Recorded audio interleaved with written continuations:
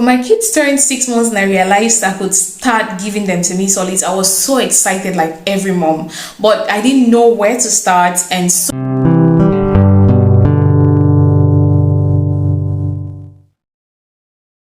hello healthy moms, I am Larissa Livella. Welcome to Apple Melon. Here you'll find tips and tricks on nutrition, and if you're just looking to raise a healthy smart kid, then here is the place. Babies need food for growth and development. For the first 6 months, babies get most of their nutrients from breast milk and formula if you're giving formula, but by 6 months they need more nutrients. They need semi-solids in their lives, and introducing semi-solids help your baby to experience new tastes, textures, and just learn how to eat. They also develop teeth and jaw and build new skills for language development and all developments which you're supposed to be having as they grow. While I was excited to continue breastfeeding my kids, around 6 months I had to start semi-solids, and it was exciting, but also I forgot to know that it's going to be challenging, because it's not every day that you're going to make food that the twins are going to eat or that your kids are going to eat. But around 6 months is the time to start. And so today I'm going to give you 7 tips that you can use to know that it is time to start semi-solids. Now let's go on to number 1. The first thing you need to know is age. Most babies are ready to start taking semi-solids between the ages of 4 to 6 months, but please never before the ages of 4 months, right? Most times, yes, some of our mothers started giving babies semi-solids around 2 months or less and started giving things like pap, but it could affect the child later. Now for number 2, head control. Your baby should be able to hold their head up and sit upright with support, because imagine when you're trying to feed somebody who is sleeping on the bed, it just makes it all difficult. So if your baby cannot hold their head upright, then it might be difficult for them to swallow, and it might cause choking. For number 3, losing of tongue thrust reflex. The baby should be able to lose that tongue thrust reflex and not push food out and be able to swallow the food, because most times when babies are born, they have that reflex which anything you put in their mouth, they are trying to send out.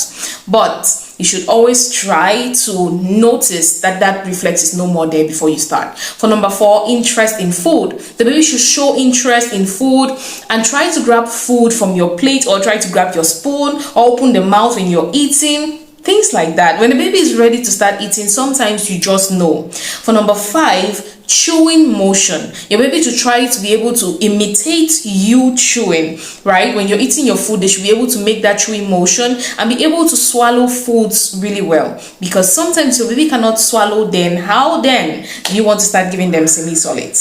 So your baby should be able to imitate your chewing motion and swallow. For number 6, increased appetite. Realize that your baby wants more. The baby may be able to seem hungrier than usual and not be satisfied with just breast milk or formula. I know this behavior can also come sometime and make you feel like your breast is not flowing enough, but when it is time for solids, the baby shows different signs of hunger. For number 7 and the last, weight gain. The baby should be steadily gaining weight and growing well. If your baby is not growing well, you cannot start solids. You have to first of all consult your doctor before knowing what to do. So make sure your baby is growing well and they are adding weight constantly, right?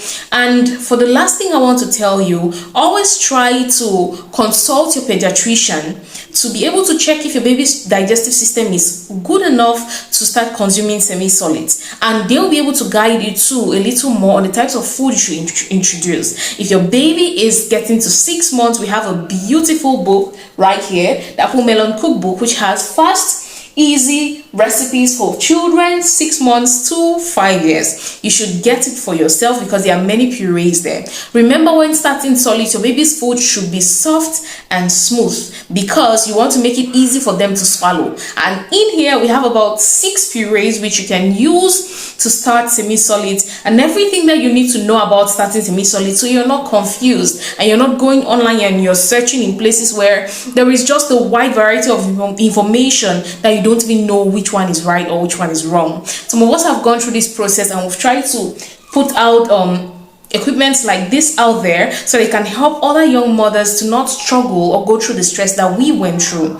So if your baby is turning 6 soon, or they already turned 6 and you don't know what to do and you've been trying on your own and you're confused, this is a book that you can get. I'm going to drop the link under this video that you can click and get your own copy, either an ebook which you can get anywhere that you are in the world, or a hard book which you can get if you are in Cameroon, so that you have it in your house, in your kitchen, because every kitchen needs this book. There is something that makes that you feel when you're giving your babies the right meals, and you as a mother know you're giving your baby the right meal. It just makes you feel confident and relaxed, and you have some peace of mind. Thank you so much for watching. I hope these tips helped you and you can actually share with somebody. If you're new here, please do not forget to subscribe, like, and share this video. Next week we might be cooking something or talking more about semi-solids, but just drop down there if there's something you're struggling with and you want us to talk about. I'll be delighted to talk about it. Thank you so much for joining. Do not forget to subscribe and to have a beautiful day. Let's keep raising healthy, smart kids. Bye.